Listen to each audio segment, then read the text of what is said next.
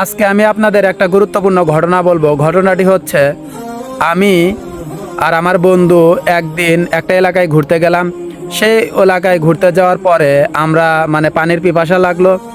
তো পানির পিপাসা লাগার পর এক বাড়িতে প্রবেশ করব। তো বাড়িতে গিয়ে প্রথমে অনুমতি নিলাম, আমরা কি ভিতরে আসতে পারি, একটু পানি পান করব।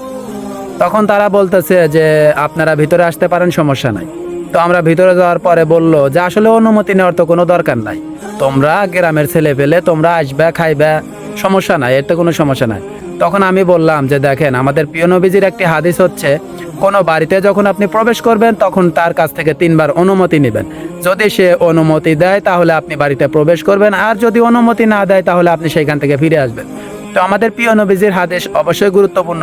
কেননা আমি যদি আপনার কাছ থেকে অনুমতি না নেই, আপনি কি অবস্থায় আছেন আমি জানি না, আপনি একটা খারাপ অবস্থায় থাকতে পারেন, সেই জন্য অনুমতি নেওয়াটা সুন্নাত, গুরুত্বপূর্ণ। তখন আমার সেই কাকি বুঝতে পারলো এবং বলল, না তুমি ঠিক কথা বলেছো, কেননা বাড়ির ভিতরে মহিলা মানুষ অবস্থান করে, তারা কি অবস্থায় থাকে আমরা সেটা জানি না, তো অবশ্যই অনুমতি নেওয়াটা গুরুত্বপূর্ণ।